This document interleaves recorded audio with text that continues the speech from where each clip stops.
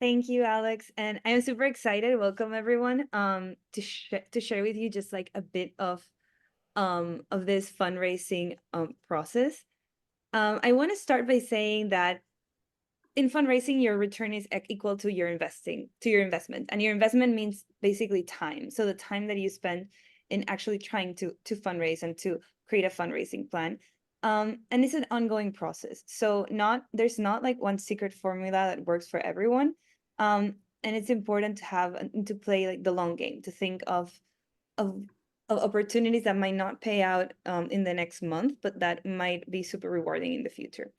It requires a structure. And my invitation today, because I could speak a month about fundraising, like it's a huge topic. I really am passionate about it.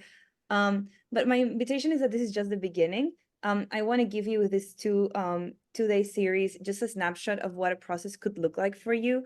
Um, and my goal is that you learn to create something that fits your own fundraising goals and fundraising needs, and that works effectively with the capacity you have. So it needs to be realistic to the people that you have and that can devote time to do this. So I want to start by introducing myself. So who am I and why am I here?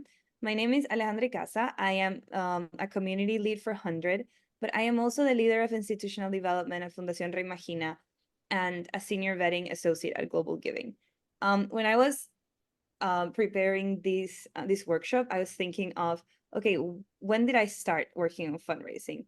And I think I started working on fundraising when I was like around 12. It was like an informal job, as you can imagine. But it was like my first memory. I was probably like in middle school. And I was helping a local NGO raise money for a heart surgery of one of their students. And as you know, heart surgeries can be very expensive. So I was I was super stressed with the situation. So I went into a local shopping center. And I talked to their administrative staff, and you can imagine how that went. They were like, what's a kid doing here? Like, why are you asking me to sell things in this mall? Um, and they, after like a bunch of negotiations, they let me set up like a 2 day stand in the shopping center for the entire day. So outside of the cinema. And I got food donations from people in my school, and we sold them, and at the end we were able to pay for the full surgery. And that was just like my I was I was super happy with that result, and I think that's like the first time that I got into fundraising. And that's just the start. Now I have worked on both sides, so I have the privilege to have been working in asking for grants and creating strategic projects, but also managing grants and working for the funder and on the donor side of it. And I think that has helped me really understand the process and kind of tailor it to what my own needs are.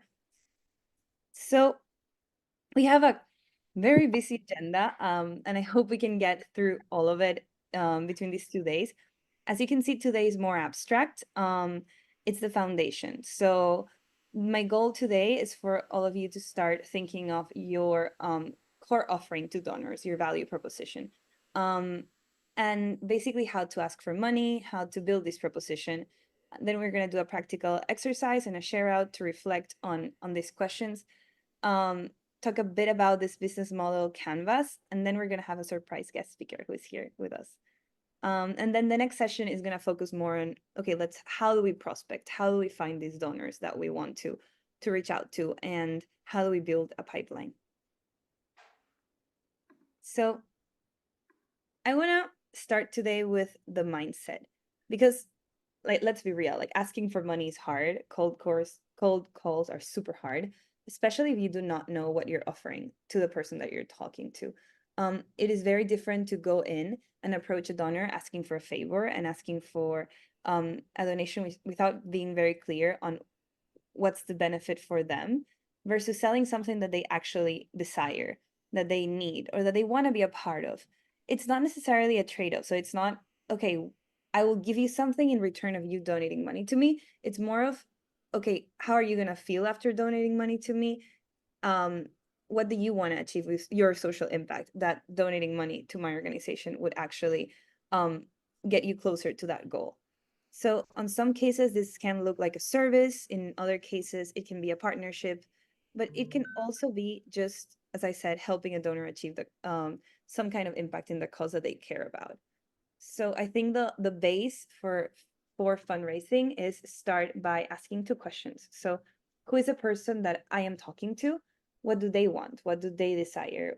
Why are they talking to me? But also, what do I have to offer for them? And I want to make a differentiation here between donor and strategic partner, because I think, and this has been my mistake many times, that I only focus on getting a donor and many donors, different sources of funding, but only donors. So a donor is a person that gives money to an organization. But because strategic partners, which are alliances with the purpose of leveraging the strengths of both parties to achieve a common goal, usually take more time. But this strategic partner because they tend to be involved in like the co-creation process of your program. The relationship can be harder to manage. They support usually in the strategic direction of the program, but they do not only contribute the resources, they also contribute expertise. Here it's more important to make sure that there's a good fit between your partner and your organization, but the commitment is way more long term. And it's much more stable because they have a lot of stake in your program being successful. And even sometimes when they cannot continue providing economic resources to you, they help you get economic resources in other places. So, for example, a donor might be a sponsor for an event that you're running with local schools, but a strategic partner might be a local healthcare clinic that wants to partner with a nonprofit that's focused on community health, for example, and they want the nonprofit to develop ongoing wellness programs to their patients. So they work together to identify the community needs, they secure the funding, and the nonprofit delivers the services. It can also look like a strategic grant program with a private foundation, for example. And I am not saying that a donor or a strategic partner is better than the other, because you need both. In reality, like the ideal scenario is for you to have both to diversify your sources of funding. But for me, in my opinion, the best place to start sometimes is focus on one or two strategic partners that are a clear match to your programs. They have similar goals than you have, and they're harder to find, but and they take way longer to cultivate, but they provide a great avenue for you to start scaling in a sustainable way. And but the question here is, how do we target them? Like if we're looking for a donor, if we're looking for a strategic partner, how do we find them? Like, what's the process? Because we can talk to them and we can reach out to many people, but how do we actually move from the just talking, just having an informal conversation, to closing the deal with them? Okay, I cannot move my slide. Let's see. Okay, I think you're seeing now the fundraising cycle. Yeah, okay, great. Thank you. So the typical fundraising cycle, and this is what most organizations use, biggest nonprofits in the world usually share this cycle with small like tweaks. And it basically starts with this like identification and prospect. So let's start by looking of who can be a good potential donor for me, who has the money, the authority, the desire to work with me in this program. And then let's cultivate it. Let's meet with them. Let's make sure that they know what we're offering, and that we understand their specific needs. And then we move to a proposal. And this can be even like a grant, for example. We're making a proposal for this grant, but we have done the research before of what the donor is looking for with this grant process. Then we move to the closeout, to the contracting part. And for me, the most important is to build loyalty. So to work with them, to engage them in your programs, and actually make sure that they are motivated with your work as well, and they are engaged and they want to continue working with you. This is, as I said, the traditional cycle, and it's a constant loop. You have to continue cultivating your donors. But in my experience, this is incomplete. More than incomplete, I think it misses the central part that can make the whole difference in you being successful or not in this process. And that is your value proposition and your core offering. And I know it sounds very business-like, but I think it should look like this. So we can make the proposals, we can prospect all that we want, but we often forget like the core part. So what do we do here that we're adding value, social value?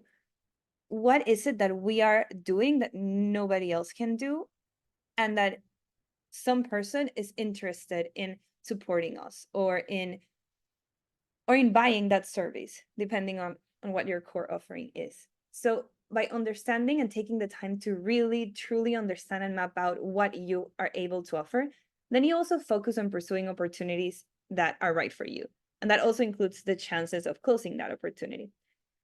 And I am guilty of this myself many times. So for example, I often scout for grants online to know where Reimagina, like the nonprofit that I work for, can apply for funding.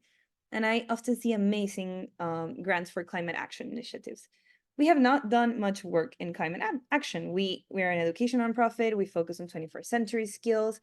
Um, but when I see the grant, I often say, okay, maybe I could spin it. I could spin it and say that Reimagina can do a climate action program, climate education program. Um, and but then I go back and I see like what we do and where we actually want to go, like what's our strategy is as a nonprofit, what's the impact that we want to cause, and it does not match my strategy or my expertise. I mean, yeah, I could spin it. I could make it fit or try to make it fit, but I would be forcing it. Um, and and applying it would be a waste of resources, and my chances of winning that grant are going to be lower than organizations that are very focused on that area, and that's their area of expertise, and they're actually the organizations that the donor is trying to target. So applying again would be a waste of resources, and I think that that's why it's so important, and what we're going to do today, which is focus on defining this core value and this offering. Like, let's have it extremely clear, because this will be the starting point of your fundraising strategy. You would always keep going back there and make decisions and say like, yeah, actually, this is a good opportunity for me, or this donor might not be worth continue to like doing outreach to them. So what is a core offering? And here I'm borrowing the term from Ignition, the business term. So your core offer is the main product or service that you are offering to your target audience. It is basically the essence of your business and the thing that makes you unique and valuable to others. And when we think about this product or service, we can also think about our program. So we can also think about the impact that we're trying to cause. We can also think about, like, we must think of this because we're at the end, we're not necessarily a business. We are nonprofit organizations that are trying to achieve some kind of impact. So that should be clear in the offering.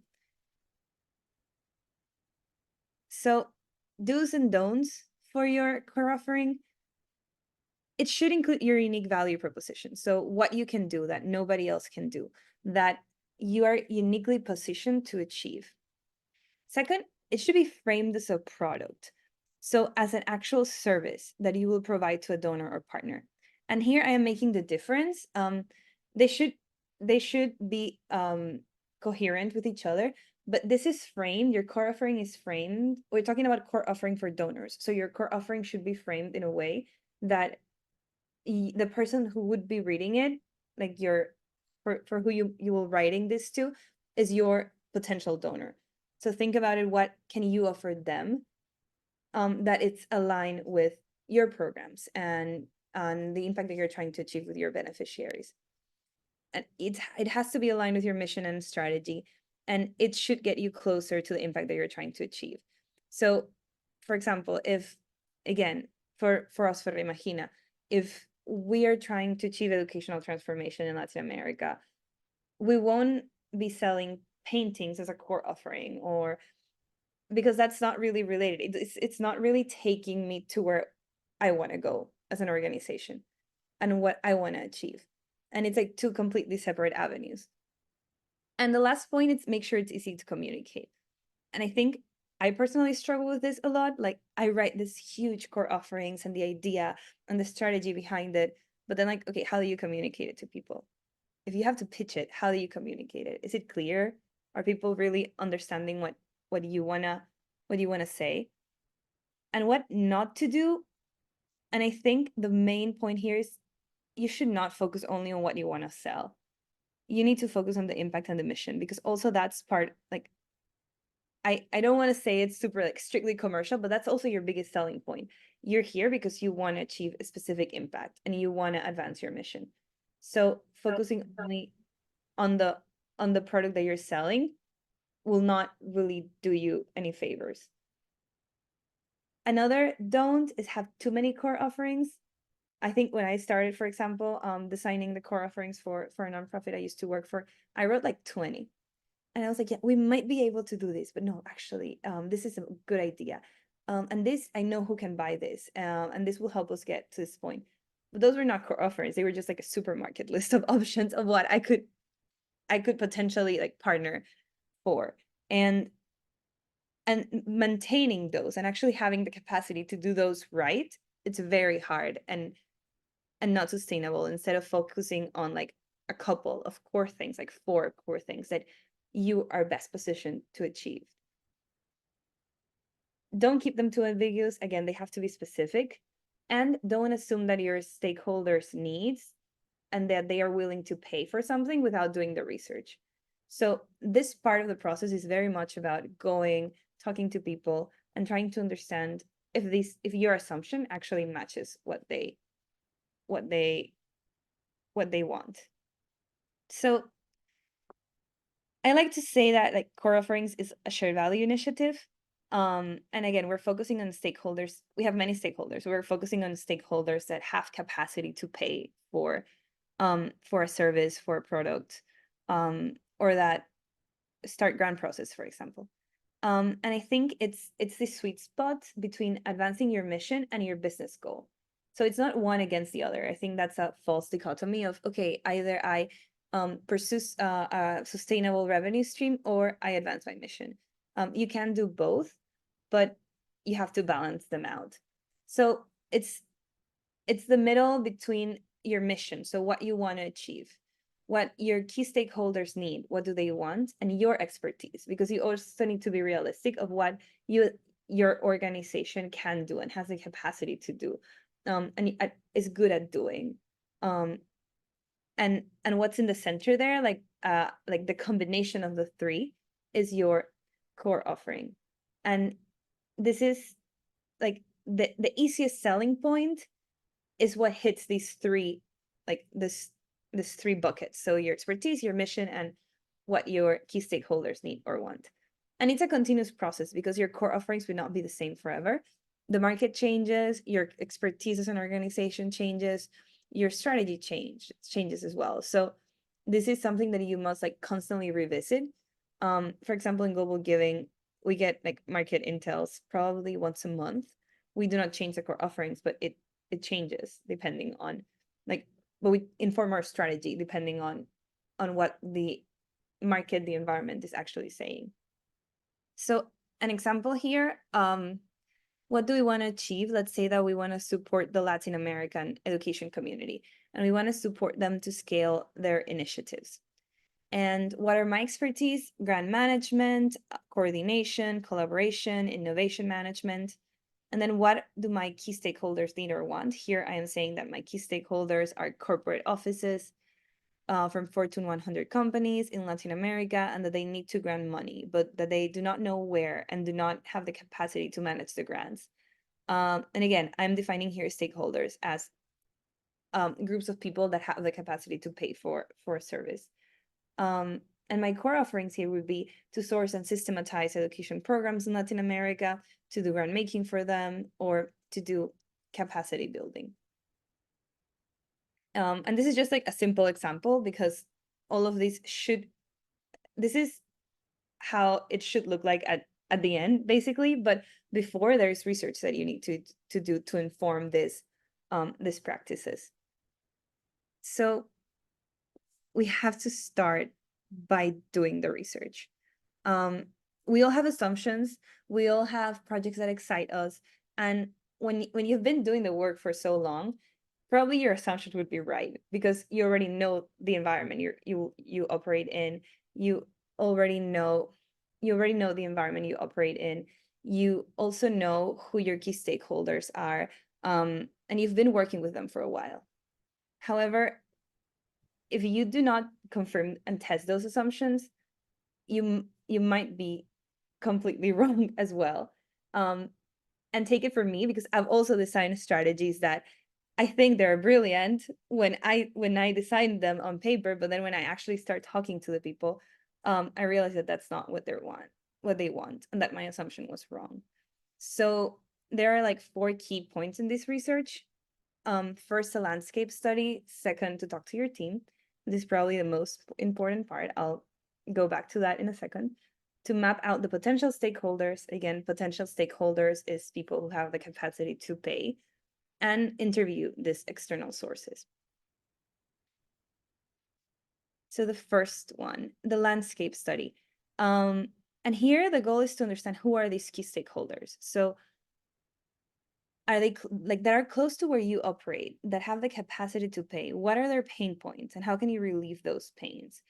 Do you fit in their value chain or their strategy?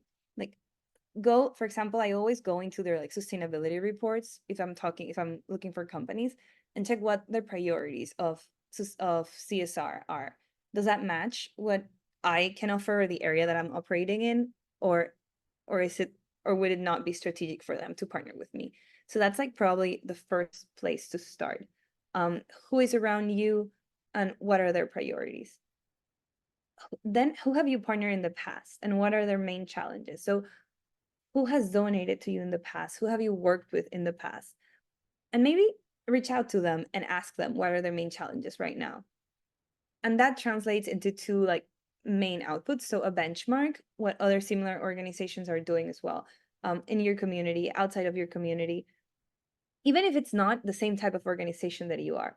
For example, I always end up looking at like companies or Uber or even Bumble. Like, how do they partner with brands? How do they work with companies? What's their strategy? What are they achieving with that? And you can translate that into your organization as well. And a pest analysis as well. So what's going on in your community that could affect your strategy? For example, I started speaking Spanish. For example, I started this fundraising process in Ecuador for a hospital a while ago, and we created this whole strategy. And then the strategy had a focus on insurance companies, for training of hospital staff. But then the law changed in Ecuador, and it was not tax deductible for these companies to donate money for education and training. And that specific environment change affected my whole my whole strategy. So I needed to change and I needed to pivot. And that's why it's so important to just know the environment that you're operating in. Then, and this is again, the people in my team know that I am obsessed with this, it's talk to your team. So where do you want to go as an organization? But talk formally to them. What do you want to change? Like, what's this like big milestones that you want to move impact wise? And then what do you need money for? It's very different to need money for tech development than for HR and like cover staffing costs. What are you good at that people keep asking you about? What are you already doing or have committed to do in the past? What do we do not want to do? Either that we're doing it, but we do not really think it helps our mission, or that we just never want to go into that area. What are your current capacities? And which ones do you want to develop and do you want to learn? And how much time can you invest? And be realistic about this. Do you have time to prospect 100 donors, or do you have time to focus on 3? Because that will inform your strategy. And it's important here to be realistic and not overestimate your capacity. Then map out the potential stakeholders. And the next session is probably, it's going to focus on this and how do we find them? How do we map out and actually cultivate them? But it is important in this stage to also identify some key strategic partners, some investors, some collaborative partners, which are the different groups of people that could inform this process, and that are part of your network that you can talk to and that you can ask them questions. And who has the money, the authority, and the desire to actually be a potential donor for you? And maybe you do not have access to that person right now, but you have access to a person that has access to them. So think of LinkedIn connections that you're like, you can be second to this person, but know who this person or this type of profile is. And interview external sources to test your assumptions. So have open conversations with stakeholders to understand what is your role as an organization, where do we add value, what problems do you have that we could solve. And here, not only include potential donors, but also beneficiaries. Because again, we're trying to create that core offering, which is in the sweet spot between the business goal and the impact goal. So it should bring you closer to your mission and your impact goal. And excluding your beneficiaries from the process would not be beneficial for that, to keep that vision, like that 360 vision that you're trying to achieve. So I have given you a lot of information in a short amount of time. And Alex is going to help me here because we're going to do a couple of breakout rooms, and I want you to reflect as a group on these questions. So what do you believe as an organization, your mission? What do you want to achieve in the next couple of years? How do you add value? So this unique value that you add. Again, we're thinking of the target as a donor, but you also include your impact here. So think of the two ways of it. So the unique value that you add to a potential donor, but also to your beneficiaries. And what qualifies you to add this value? So what makes you different than other organizations that are offering something similar? And from that, we can, if we have time, because we have 10 minutes to do these, you can also start writing some of your core offerings. So some of these things that you could sell to potential donors and you could market with your potential donors.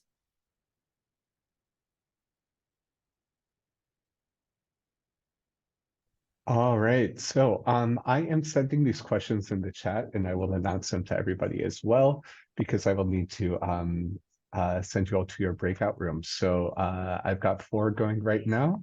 I will start a timer for you all, if that's okay, Alejandra. And yeah, I'll send you all in there. So yeah, please enjoy. I'm going to move right over to our guest speaker today, who is Corey. Corey is the president and executive director of the CAPS Network, and he's going to talk to us today about how he talks about his programs. I want to pass it over to you. Let me stop sharing, or do you want me to leave this background? Yeah, I'll go ahead and share if I can, if I get permission to do so. So just the context here is Alex reached out, said, hey, you always said you were willing to help.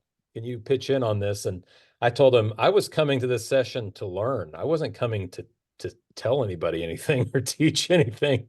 But I was having a conversation with Elisa earlier from our program, and there were a couple of concepts that we thought would be interesting to share.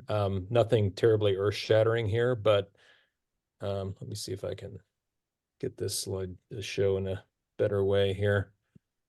Whoop, I'm gonna move my, here we go. There we go. Can everyone see that? Okay, good.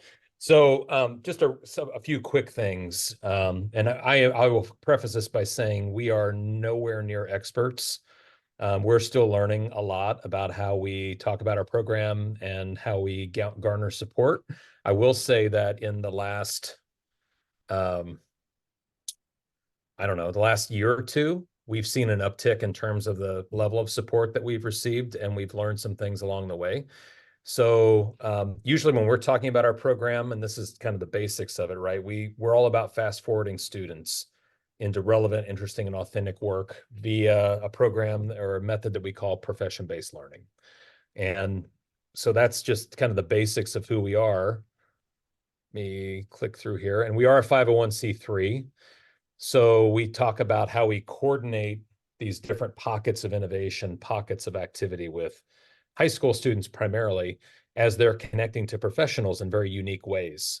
We often talk about, and we found it useful to talk about some use some tangible language that resonates with people. So one thing we talk about a lot is everyone has a to-do list. We all have a 10th thing on our to-do list that we never get to. If you can picture what that thing is, that 10th thing is, you now have identified what it means to have high school students working with a professional on a project, because that 10th thing makes for a great project for high school students to serve as consultants to businesses and nonprofits. So that's a little bit of who we are. Um, and we do things in some very interesting ways, I think, just variations on how students connect with industry. The more traditional method is apprenticeship or internship. But in our world, I think there are three keys for what we would say growth, or you can think about as how you get support for your programs. The first one is relationships.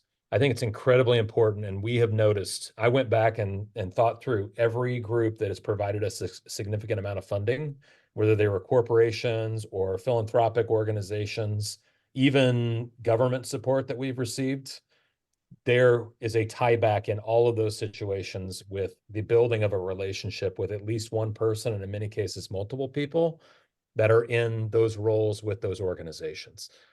I actually, it's a function of who I am as a person, but I actually want to become friends with people. Like I want to build that strong of a relationship where people enjoy hanging out. They want to be in conversation with me, not just about a transaction, but about what we care about, our purpose, the things we enjoy. Sometimes it doesn't even relate to work. But when you build that kind of a relationship and people want to be around you, you are more likely to have opportunities to be successful. And so I would highly encourage building deep relationships with people as part of your strategy. And knowing that that may take a little bit of time. So finding the people that are in the worlds that you care about and being able to get to know them, like I would start now, right? And finding them. The second element that's consistent for us is storytelling. People will glaze over very quickly if all you're talking about is the what of what you do. If you're giving a lot of statistics are great, data is great. I'm going to talk about that here in a minute, but telling stories. So here are two pictures. One is of a young person getting kind of fitted into a prototype chair that was developed by high school students. And the second is an actual next prototype of this thing called the sensory chair, which is a whole nother story, but an amazing story of high school students across multiple classes coming together to build a chair to support students with autism and sensory disorders, which actually became an internationally licensed product. So you can't tell me high school students can't do amazing things. This is a great example. When I have more time with an audience, I tell this full story and it's a hook. It's something that gets people really excited and they say, how can we be a part of the next project that's like this? So I would encourage storytelling as a part of anything you do to pitch. And the last thing I would say, which is back to that data piece, is find succinct ways to and compelling ways to share data that you have on your impact, because that really does move the needle. Our example here, I've got two examples. One is we do a student survey at the end of every semester, and we ask questions about their growth trajectories in their confidence levels in certain skill sets. We call them durable skills or professional skills. And one thing that helped us a lot was our data got published in Forbes. And so I've taken that article and I've abused it, right? Everybody I talk to, I send this to. I send a link, say, hey, you want to know what we're up to? Read this article in Forbes. You don't have to have something published in a major outlet to do this. You just need to be succinct in like showing like this is what it was, this is how it was before we were there, this is how it is now. And the other one that we did, which talk to your former customers too. Like for us, it's former students. So we actually did a survey to get alumni responses. And this word cloud that we created off of our survey responses has been very, very popular because it shows the depth of emotion of the students that engage with us and what they care about. So all of that has helped drive us to secure more grants, to secure corporate investment. So if you can focus on relationships, storytelling, and impact, I think you will have great success. And that is all that I really know. So I'm going to stop there.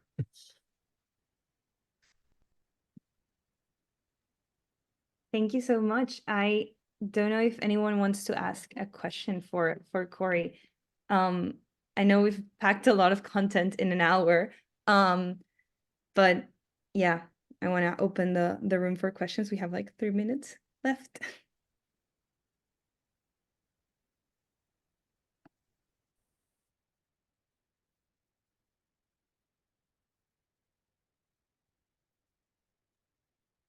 Making this easy.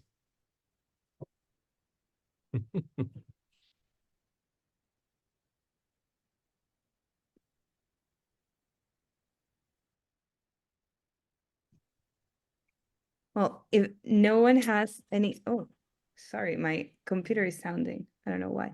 If no one has any questions, I wanted to thank you all for coming today, and I'll see you next week to talk more about prospecting and how to prospect and how to find that ideal donor.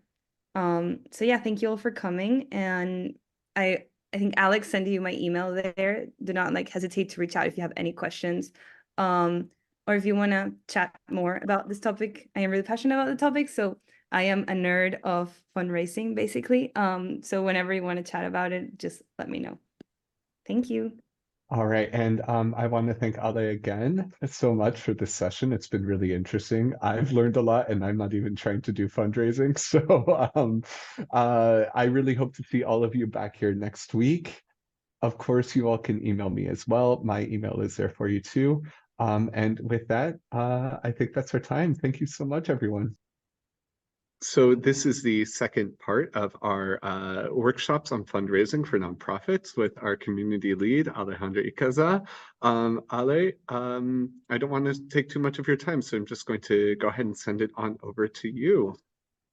Thank you, Alex. Welcome, everyone. As Alex said, this is day 2.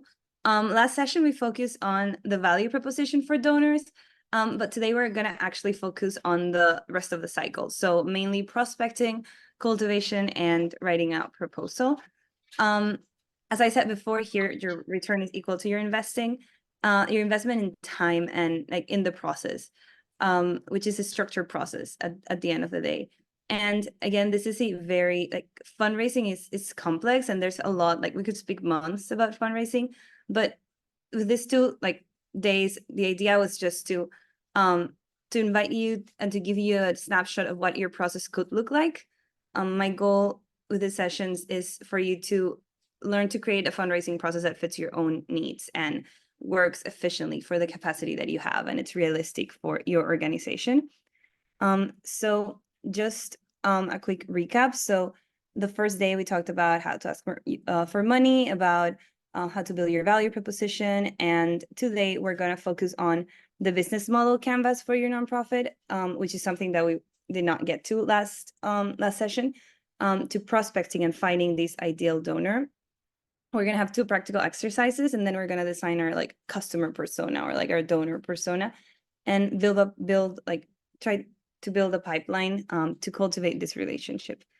As you see, it's a lot of content, so I hope that you enjoy it and that you bear with me through the sessions. So again, this is the cycle. It is a continuous cycle. So having clarity in your value proposition, in your core offerings, will allow you to identify the right prospect. So identify the right donor for your organization, and not try to stretch it out and find any donor that might not really be a fit for you, to cultivate it effectively. So to get to know them, to know their needs, their pain points, to write a proposal that fixes their problem, so that helps them get to where they want to get, and then to actually close the contract. Because believe it or not, we might do all of the first 3 right, and if it's a bigger project, contracting is where the most challenge lies. And they'll then build loyalty. So build loyalty to continue having this relationship, to either observe the partner and have a bigger program with them, or to just for them to help you connect with other key potential donors. So as just the last reminder, the core offering in the shared value, which is at the center, is between the mission, so what you want to achieve, what your key stakeholders need or want, and your expertise. And after all of that we talked last time, I wanted to show you this tool, which I won't get really into the tool because there's a lot of information online, or different models, but this is called the Nonprofit Business Model Canvas. It's very similar to what businesses use when they want to design their own business model, but adapted to the reality of nonprofits. And it's a tool that brings everything about the value proposition together and operationalizes it to help you identify who are the donors or that can be closest to you.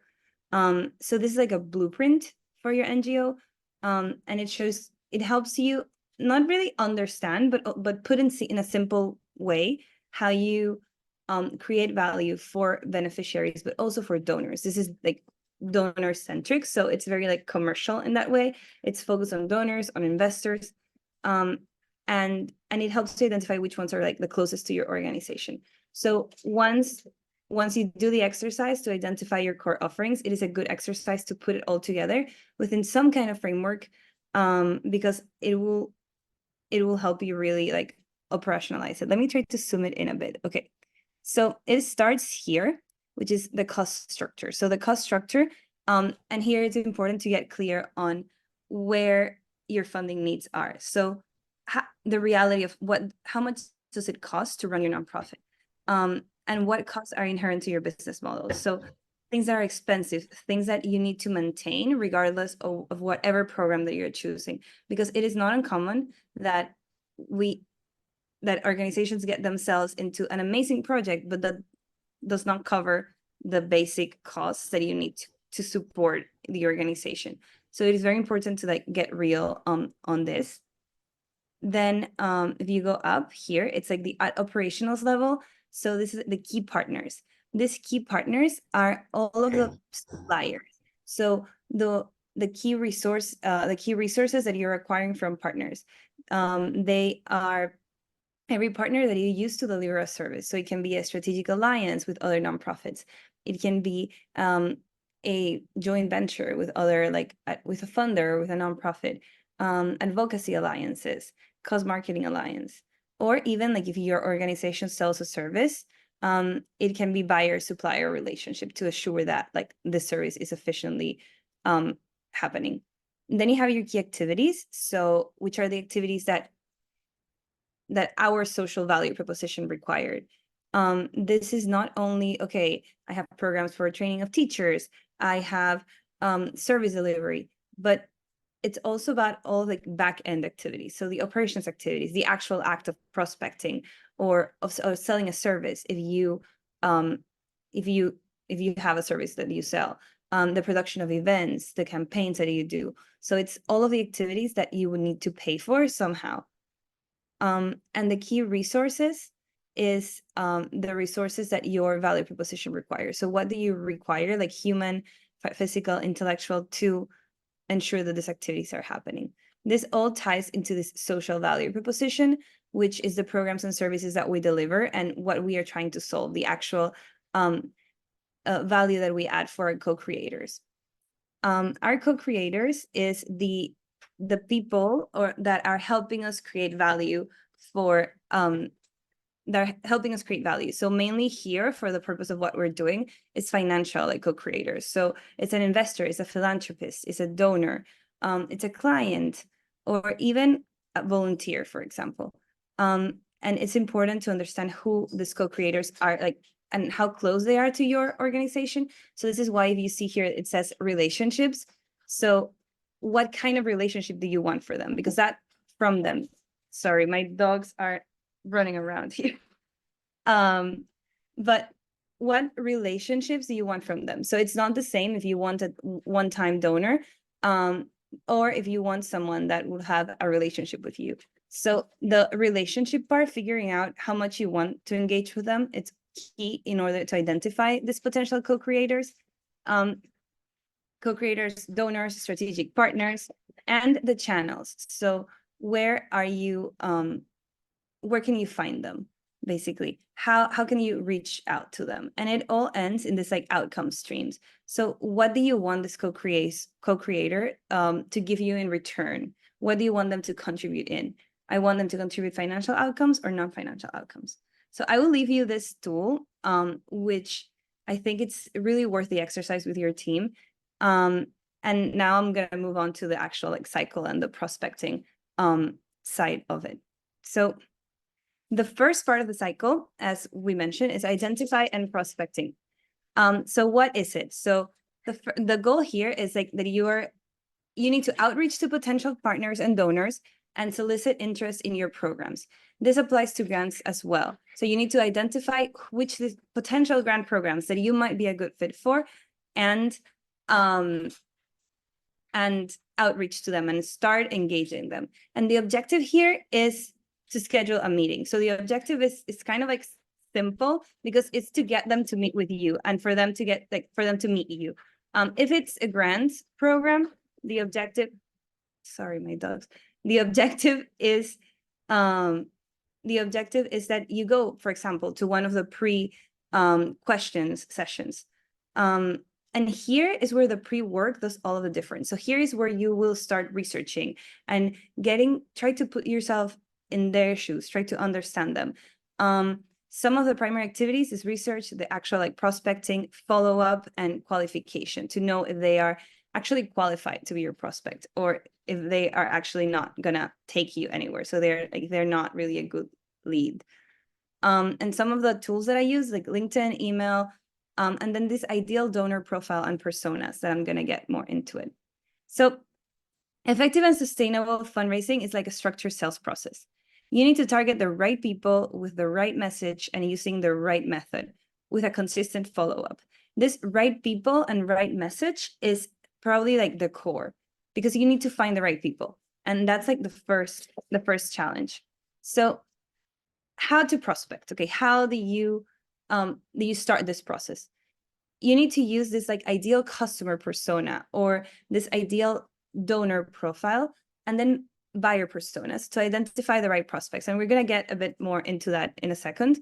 But where do you search for prospects? So where do you search for these potential people? You search for them in your own network, in LinkedIn, in conference lists. Like every time that I go to a conference, I go back and I go to the list, like even if it's like the app of the conference, and start looking through it to see where they work at, which is where they work at, who their donors are, who are they connected with, because that way you can start identifying or even like getting to know other organizations that might be a potential good fit. So referrals, if you have a past donor that is referring you to a new donor, that's probably like one of the best case scenarios. Donor lists. I think I go to like every similar organization internationally to Remagina, and I just start looking for who donates money to them, who do they engage with, who are these like key groups of people that might also match what I am trying to offer. And philanthropic magazines. If you go in LinkedIn, or if you like just search for Philanthropy Today, for example, you will see a bunch of lists of new grant programs are emerging or key donors in specific areas. And that really helps you understand where you should focus as well, like your time. Cold outreach is very common. So that's just like going and sending an email and saying and introducing yourself and asking them for a meeting. It's common. It's like, to me, when I've been on the side of like being the actual like person donating, I received cold calls all the time. But the truth is that the warmest the outreach is, the better. So if you can find someone in common, I usually go to LinkedIn and find if like there's like a second connection to that potential person, because that will get you also credibility to start that conversation and differentiate you from other people that are just doing like this cold outreach. Follow up. I know that sounds terrible, like that, like it's tiring, but follow up at least 5 times in 10 weeks. Sounds like a lot, but it's effective. And send an emails. Whatever the meeting was done online, face-to-face, just send an email to get clear on like the next steps. And a tip for you is to block a dedicated time each week for prospecting, no matter what stage you are like in the cycle.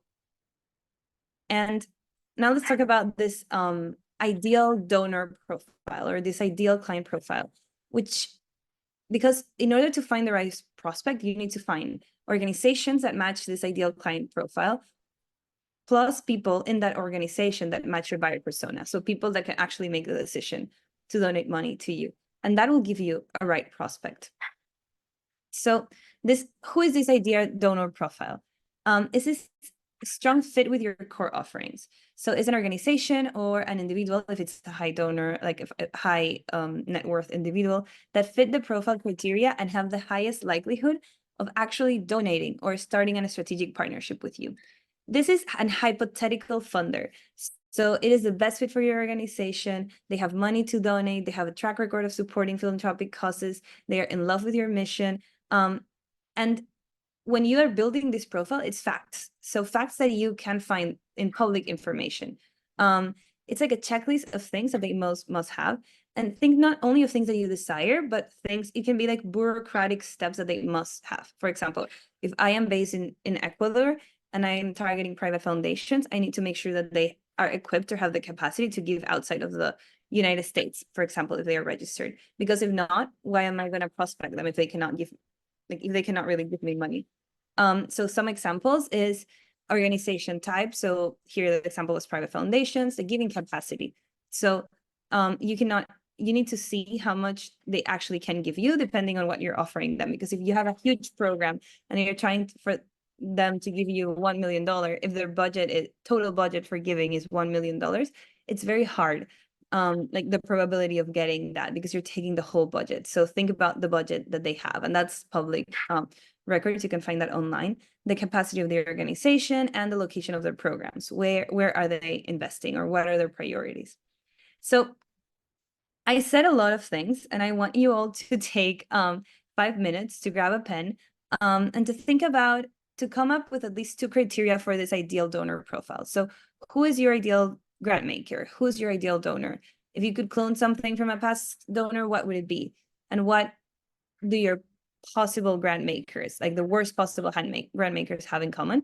If you can write a couple of this like in a paper, and then we're gonna like go into breakout rooms to discuss these specific questions.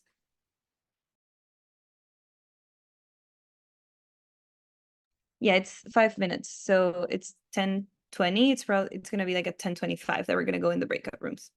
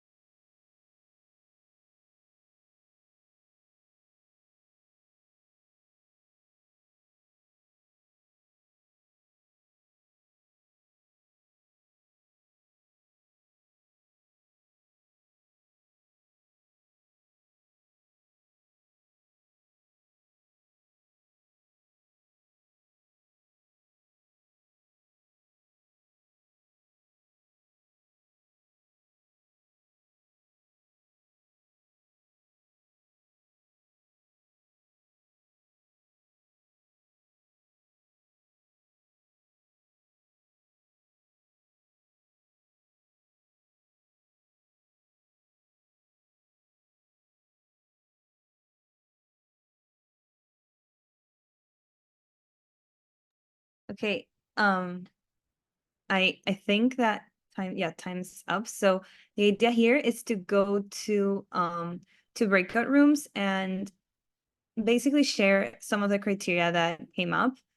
And some of this, I really like to put myself in which is like the worst possible grant maker. What do they have in common? Because it allows you to think of like what you don't want. And it's usually like the easiest way to start. So I think Alex is going to do like the breakout rooms, and we'll see you back here in 5 minutes.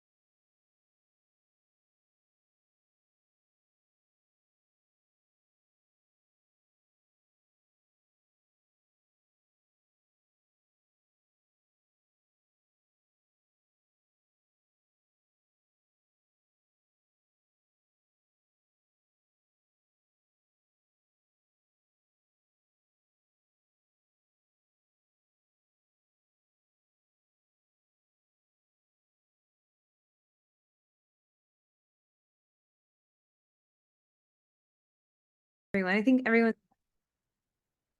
I think everyone's back, right? Yeah, I think so. Okay, thank you, Alex. I hope it went well and you were able to discuss this ideal like persona, and that helped you get a bit of clarity of who is this person you're targeting within an organization. Unfortunately, we're a bit like short on time, so we do not have time for a share out, but if you want to email me, I would love for you to continue this chat. But I really wanted to get into the next part. So after you identify this person, after you you know who your target is, who all of these donors are, then you need to cultivate it, and you go to a phase called discovery. So what does discovery mean? Here's where you qualify your prospect. You evaluate if they are a good fit for your organization and if it is worth the level of effort engaging with them. So here is, for me, this is probably the most important part, because this is where you get all of the information you need to create a good proposal. If it's a grant, to create a good grant project. So because you identify their pain points, because you understand which programs fit their needs, and when you talk to them, when you ask them questions, you understand if why they would be willing to donate. That's the part that you have to like highlight in your presentation. If they tell you that they would be willing to donate because they care a lot about this community, then you need to highlight how your proposal is going to benefit that community. So it's really key to understand and to ask the right questions. And I think this is what makes the whole difference. So the primary activity here is to have this prospect qualification meeting. So you're going to meet them or go to a question and answer session if it's a grants session. And depending on the type of partnership, it can be either a presentation or the questions that you're going to ask them. So when we talk about the questions, some of the questions that I like to ask is, tell me about your priorities the coming year for you as an organization. What are the pain points that you have related to your programs? What is your primary audience? So who's your primary target? What is the process for selecting a partner like us? Is there something like some bureaucratic requirements that we need to fulfill? And what is your budget? Which it's hard to ask, but also like it's important to at least try to ask it, because you need to know like the reality of the how much money you can get from this interaction in that sense. The goal here is to decide, yes, it is worth pursuing this or not, or no, it is not. And because you need to identify these criteria, the criteria can be a bit flexible. But you need to make the call here if it's worth pursuing or if it is not worth pursuing. Because if you spend a lot of time pursuing unqualified leads, then the result's not going to be it's not going to be good, and you're going to lose time that you could use for other options. So, and a tool that I use for this, like how to track it, is a pipeline. What does a fundraising pipeline is? It is basically, it's a place where you use data to keep track of your efforts. So I have an Excel This is just an example of how it can look like. My Excel is very basic, but it has all of the information of, okay, this is the organization. I have already had a meeting with them. This is what I need to do. Have I reached out again? And it will help you understand how many successful asks you need to do in order to get to your target result. Again, as I mentioned before, you need structure, and this structure is gonna help you also know, like, not to get demotivated, because sometimes we feel that we have applied to so many things, but when we see it, like, objectively, it's not that many, and they are not moving along, or we can identify our problems also. We can identify that our prospects stay in this phase, and I cannot move them from one phase to the other. So the goal here is you need to have the information there. So have how many outreach you've done, have how many, what document have you sent, what have they told you, what's the opportunity, and also like the money size of the opportunity. Just for you to like see this into perspective, from prospect to qualification, usually 70% of the prospects go from one stage to the other. Then from qualification to like this contact, 70% of that pool. And then when you actually have to send a proposal, only 50% are the ones that you actually send the proposal to. And from that, 80% go to like a post talk to chat about your proposal, but only 25% make a grant. So this will help you calculate that if you have a target of fundraising $100,000, then like who strategically or how many people you need to ask, or how many organizations to get to that stage, and of what size is the donor that you're trying to reach out to. So when you get to your proposal, here is when you define and agree the scope of your work with the prospect. So you actually had the meeting, they told you what they needed, and they asked you to send a proposal. And here is where your objective is to secure approval for your proposal. You want to make a proposal that it's very hard to say no, because it ticks all of their boxes. So you create the proposal, you summarize the findings from your discovery, and if you don't have enough information to make the proposal, you can go back and ask more questions. So how do you make this good proposal? Again, the first thing is know what they want. Know that it's a good fit. So you have to be strategic about your questions that you ask. That's why I keep saying that the discovery part and the qualifying is super important. Because if you ask the right questions in the discovery, then you're going to be able to write this compelling proposal. Because this is a written version of your value proposition as an organization. It's like a pitch. How your organization will deliver value to a partner. But you need the right information. And you need to put yourself in their shoes, through their pain points, goals. How will your proposal help fixing this? Write it in a language that they can understand. Sometimes we get very technical, but we have a person reading the proposal that does not really know that much of the technical terms. So write in their language. The proposal is for them. And I always like to practice potential objections and scenarios. So for example, they might tell you the price is too high. So you need to know in advance, how low are you willing to go for this still to be worth it for your organization? They might want to be part of your steering committee, and you need to know if this is something that you're comfortable with or not really. And then we move to the contracting, which the contracting sounds as the simplest part. Here is when the deal is signed. The deal is official. It is signed by both parties, and this usually is what takes the longest. The bigger the project, the more important like that the contract is, and the more important, like the more time it will take to actually like agree on it. So here, choose your battles. Know beforehand what you can accept and what you will not accept. If you think of it like a sports match, accept that you're not gonna win all of the goals. You're gonna only win a couple. So know like how many, or what are the key things that you want to be in that contract, and what things that you're willing to be flexible on. And a tip here is that create a sense of urgency, because contracting can last ages. So create a sense of urgency to close this deal. And finally, cultivating and building loyalty. Here it's the time to build a relationship with your partners. But why do you want to build a relationship with your partners? To continue engaging with them, to upsell their programs. That means that they will continue working in bigger projects with you, but also because in many cases, you have well-connected strategic partners. They have networks. They participate in networks of their industry, of their peers. And the best way to get another donor is from a recommendation from the past one. For example, specifically, if you're a private foundation or a multinational who operates in Ecuador, for example, they usually have groups among like different multinationals, and they all need to donate locally, but they do not know where to donate. So they rely on other donors who have donated in that country to tell them where to direct their money. And this is key.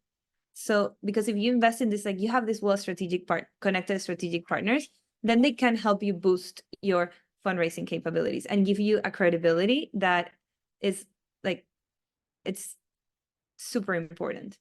They are the best advocates for your work if they are engaged. So here you need to educate them constantly to identify if there's an opportunity to have a bigger program with them, to understand their needs and their opportunities, so you can help them through the process and actually meet their needs. That will continue like engaging them, and also ask for help. Have a conversation with them and tell them, hey, I want to keep fundraising to keep this program that we've invested so much. Can you help me? What are your recommendations? Because if you make them feel part of it, they're going to support you.